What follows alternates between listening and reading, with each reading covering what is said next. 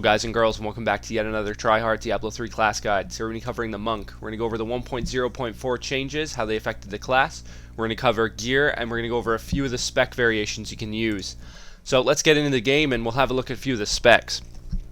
So obviously, as most of you know, not much really changed in 1.04 for the Monk class in terms of skills, and just pretty much in general, everything. But I am going to go over a few variations of specs you can use.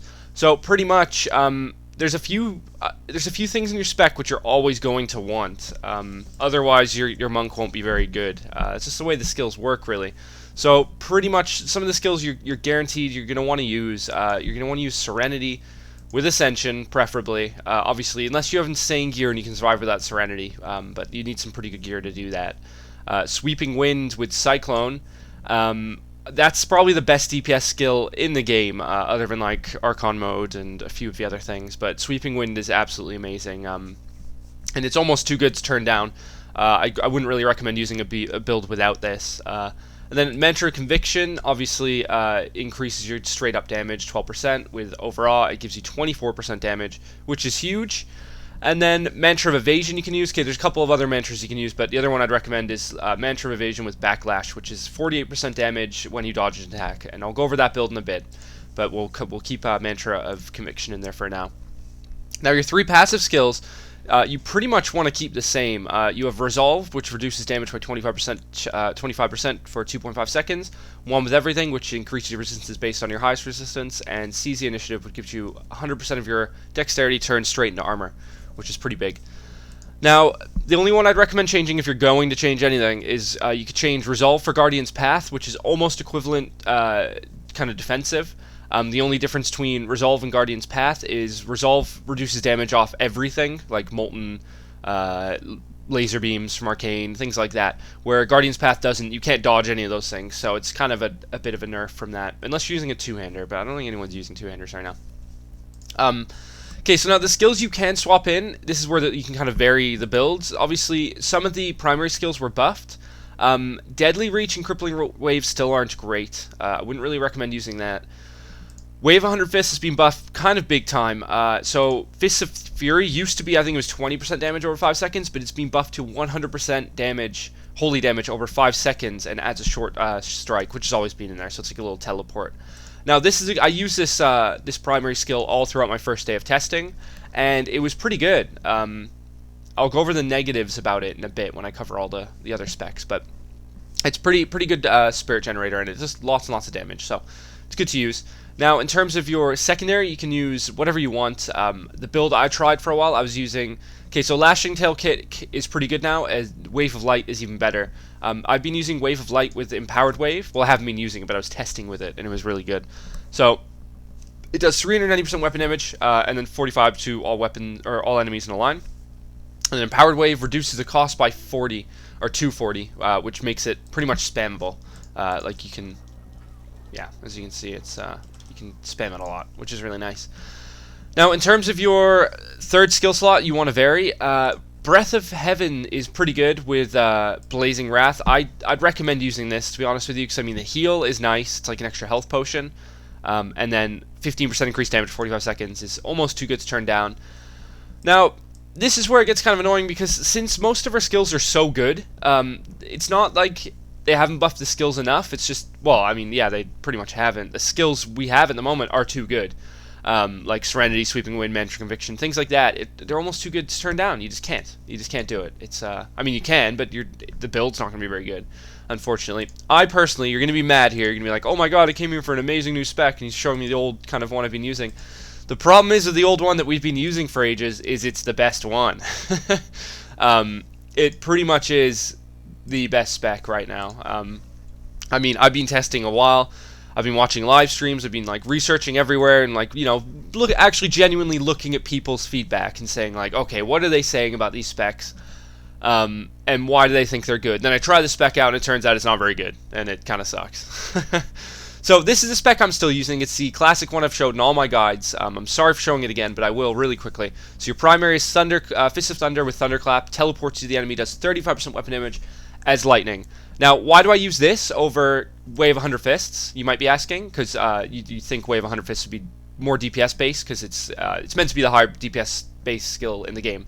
That's why it or for monks. That's why that's how it's meant to be. So with Fists of Thunder, 100% weapon damage. Now the problem is with Fists of Thunder is it doesn't, or Fists of Fury, it doesn't attack enemies around you. So when you use your third attack and you kind of AoE, your AoE doesn't hit everything around you in a circle, where Fists of Thunder does do that with Thunderclap. So everything around you gets AoE'd. So if you're surrounded in mobs, which happens a lot when you teleport in, you're AoEing everything around you, where Wave 100 Fists, you're not. And that, in my opinion, sucks. If you spend about 80% of your time fighting trash, this is amazing for trash. It's a lot better. Where Wave 100 Fists might be slightly better for elite packs, you spend more of your time fighting trash, and it's more important to clear through that quickly. And Fists of Thunder is amazing for doing it. Now, Cyclone I'm using as my secondary. Was Sweeping Winds of Cyclone, as usual, because it's amazing, and you can't really turn it down. Breath of Heaven, Blazing Wrath, extra heal, 15% damage, Serenity, 4-second bubble. Now, Blinding Flash, you can swap this in. Okay, so Blinding Flash, in my opinion, is absolutely amazing with Faith and Light. Gives you 30% weapon damage as holy for 3 seconds, which means you get insane burst DPS. I think it puts me up to, let's have a look. What is it? I think it's, oops, I'm not going to be able to use it. I am. 76k, so it's about almost 90k with Breath of Heaven up, which is amazing. So I pretty much spike down mobs instantly. Now you can swap that. I'll just not swapping the mantra. I'm just waiting for that to come off cooldown here. So you can swap. I'll do it over here so it doesn't confuse people, because it probably will. Okay, now this is almost equally as good. I did do a lot of testing with it, so you can use Seven-Sided Strike, which they've buffed insanely. It does crazy damage, 1,777 weapon damage. 1,777, yeah, that's what I said. Over 7 hits, 30-second cooldown, and then with fulminating, I don't know how to say it. Fulminating Onslaught, it does 254% weapon damage as holy each target it hits. So over 7 hits, it multiplies 254 by 7, and it AOE's. So if you're in the middle of a trash pack and you pop that, it literally kills the trash pack in 1 hit. It's amazing. It'll kill like 100 monsters on your screen in 1 hit. Now now this can be used instead of blind. It does give you a bit of kind of survivability cooldown. The only problem with Seven-Sided Strike when you use this is you don't have any mobility with it, which I don't actually like. So when you use it, you're stuck in the same spot. So if you like use it to avoid like an explosion from a Molten, and then you teleport back in and you kill the mob in the meantime, you teleport straight back into an explosion because, well, what I mean when I say you teleport when the spell ends, you're still where you started using it, which I kind of think is a bit silly. So you don't have too much mobility with it and control, but it is good. So again, you can swap that in with Blinding Flash with Faith and Light. So one of those two works as well. Now again, your mantras you can use depending on your survivability, etc. A good build to use, almost, actually I don't want to say almost as good, it's good, it's not as good. You can swap Mantra of Evasion with Backlash, so whenever you dodge, it does 48% weapon damage, and then on top of that you get 15% dodge chance from your Mantra of Evasion base, and then you can swap Resolve with, where is it, Guardian's Path, so you get 15% dodge from that, and 15% dodge from Guardian's Path, so your dodge chance will be crazy, crazy high. I think mine hits, let's get some Spirit here. I think it's about almost 60% with a bit of DR. But now the problem is with that spec is obviously since you're dodging all the time, it does insane damage. You dodge constantly. The problem is some mobs don't attack you every single chance they get. Like ranged mobs, for example, they're kiting you around. So when they're kiting you around, you're not dodging their attacks. So you're actually losing DPS you could be gaining off Mantra of Conviction. So when you're not dodging attacks, you're actually losing damage. So you're relying on dodging attacks, and then you don't dodge every time anyway. It's not guaranteed. So there you go, 53% chance with that up. So it's pretty solid build, but it's not as good against mobs who kite you, and for that reason alone, I don't use it. And for trash doesn't always hit you because you're knocking it back with your damage all the time, so you're not dodging. That's the only thing. But I mean, that's a good survivability build. You won't die as often using that. So, again, this is a build, cookie cutter build, pretty adjustable in terms of your primary. You can swap out Breath of Heaven, you can swap out Blinding Flash, you can change your mantra, and you can swap Resolve with something if your gear is good, or you can swap Seize the Initiative, depending on if your dexterity is low, then you can swap that instead. So again, I apologize for showing you the same spec as you might be using, but unfortunately there's not many specs. So what I'm going to say to you guys, if you think you have a better spec, send it to me in the comment section below and tell me why you think it's good or why you think it's better than the spec, and I'll test your spec, and if I find it really, really good, I will put it in the I'll put a little featured guide, like a 5-minute guide going over it. But I personally, and I have many people agree on like live streams, things like that. This is the best build, unfortunately. So again, if you want the link to the specs, have a look in the comment section below. We're going to go on to some gearing and stats now, followed by the 1.0.4 changes. So there's navigation on the navigation bar on the bottom, if you have a look. If you want to go straight to the 1.0.4 changes and you know the gear already, just click on that and it'll bring you to it. But yeah, we're going to go over gearing and stats. Alright, so for gearing out your monk to gain that extra bit of DPS, it's never easy to sometimes you get stuck at a point and it's really, really hard to gain DPS. I'm getting a lot of people with the exact same problem. So in terms of your DPS, obviously the main things you want to go for are critical hit chance. You want a really high crit chance to base your critical hit damage off of. So all I can really recommend is on your helm, bracers, neck, both rings, and gloves, aim for critical hit chance. So 5% crit, you can get 6% on your bracers and helm, you can get 10% on your neck, you can get, I think it's 10 or 9, I don't know. And then you get 4.5 on your rings, and you can get 10% on your gloves. So pretty much what you want to do on all of your gears, follow through, try to aim for as high dexterity as you can on each piece. Sometimes it's hard to get high dexterity with good survivability, but it can be done. So as you can see, like 236 dex, that's pretty high. And then like, do I have another piece with high dexterity? I don't think I do. Like that's okay, 160 is decent. And then on your weapons, you can aim for quite a bit as well, like almost 400 of my weapons combined.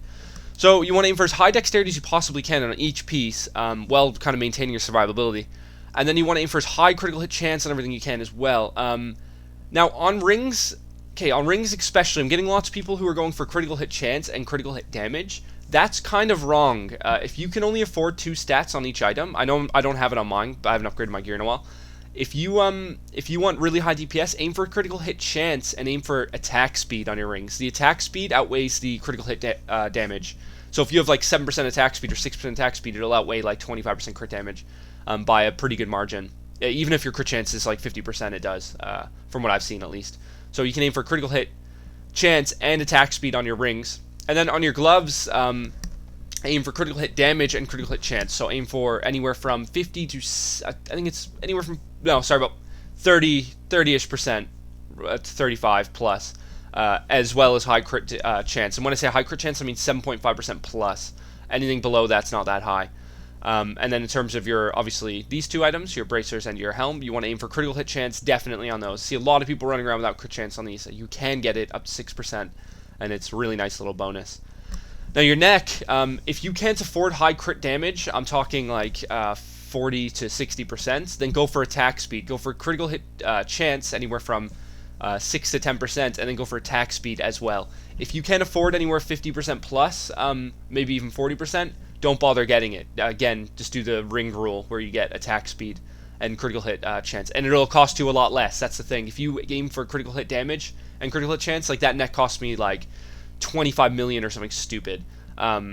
So yeah, aim for attack speed if you can't afford high crit damage. So in terms of that boosting your DPS, that'll boost your DPS by quite a bit if you get critical hit chance. My ring, that ring doesn't have it. Ignore that ring.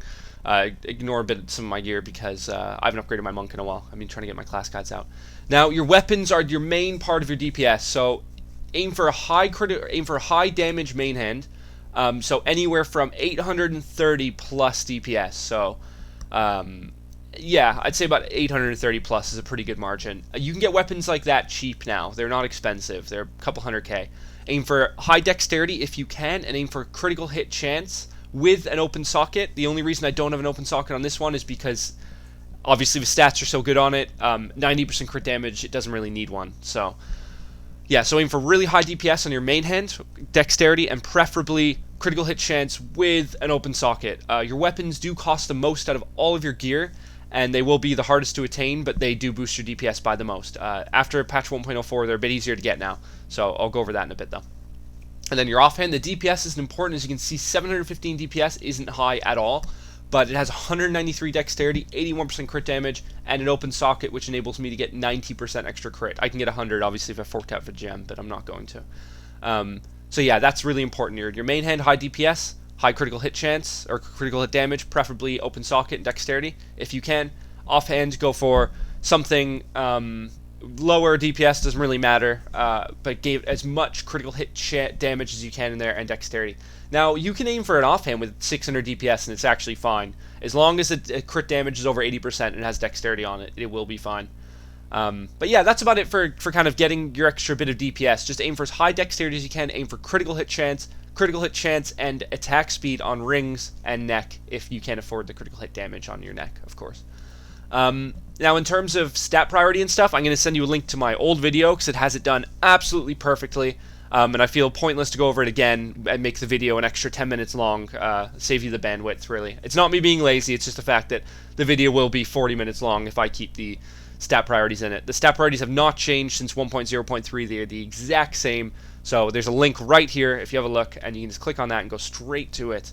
And there's one thing I forgot about the weapons, guys, is you do want fast attack speed now after the patch. So I used to use 2 spears, 1.2, well, you don't want after the patch, you just want it in general. I used to use 2 spears, 1.2 attack speed, way too slow. I got my offhand with 1.4 attack speed. It does pick your highest, I think it picks your fastest weapon to base your attack speed off of. I'm pretty sure. My attack speed changes when I attack for some reason, but yeah. So yeah, aim for a really fast weapon. 1.4 attack speed is preferable. You don't need 2 with that, you just need 1. So 1.2, 1.4 works out. Somehow, there's that. But yeah, obviously you get the 15% increased attack speed, so aim for one that's fast. Reason being is, if your attacks are too slow and you're fighting trash, you kind of rely, whenever you do a decent amount of damage to the enemies, you knock them back, and Fist of Thunder knocks back, of course, so if you're not knocking them back fast enough, they're doing more damage to you, and you find yourself getting in sticky situations with slow attack speed. But yeah.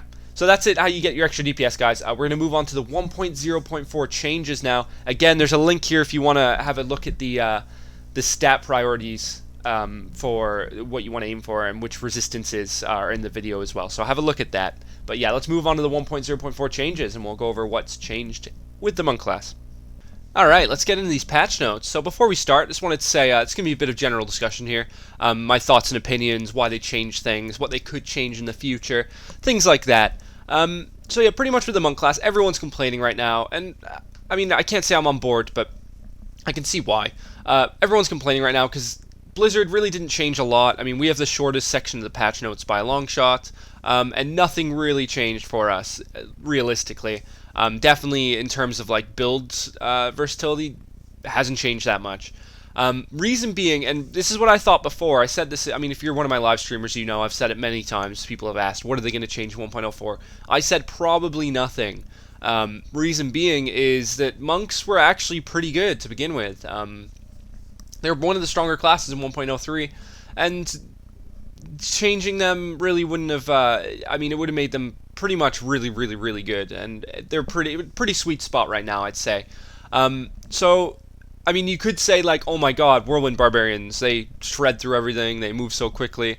I mean, that's Whirlwind Barbarians, good for them. I mean, it's complaining about it over and over isn't really going to do us any good. The only thing we can really do is just try to give, like, constructive feedback to Blizzard and how they can change it. I actually have a really good idea on what they could change, and I'll go over that when we get to the section. But in terms of monks being good, I'd say they're pretty good, and I'd say they didn't really need any changes. But let's get into the patch notes and actually have a look at what they've changed. So they haven't changed much, as I've said 50 times. So what the idea was, what they wanted to do, which they were wrong completely about, is their idea was to give us more spirit from our generators and make our finishers usable. Now, I'm sorry, Blizzard, but giving our finishers more damage doesn't change the mechanics of the class to the point where we're going to change our specs. Reason being is the reason we use the spec reasoning right now, the kind of cookie cutter one I've been showing for months, is that the mechanics behind it are so good. There's really good survivability. We're forced to use our passives due to if we don't, we lose survivability. And yeah, I mean, like, the actual skills we change out would just nerf us so much, it's pointless to do. So, like, if I put out Blind for Exploding Palm, or if I change Blind for Lashing Tail Kick, I'm not really gaining anything. I mean, that 30% burst damage is giving me roughly equivalent of, like, Lashing Tail Kick or 2 in that 3 seconds or 4 seconds or however long it gives it to you. So it's kind of stupid to, I mean, have. Just to swap out, really. So let's have a look. So Lashing Tail Kick was increased by 35% damage, and then Wave of Light was increased by, what is it, 65% damage, 75% damage, which is nice. I mean, they're usable now, but they're in no way amazing, and they're going to be in everybody's spec now.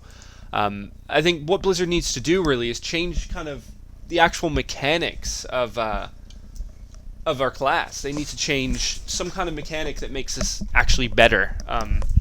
Okay, so my idea was that obviously you have your, what is it, Tempest Rush? So that's kind of the equivalent of our Barbarian's Whirlwind.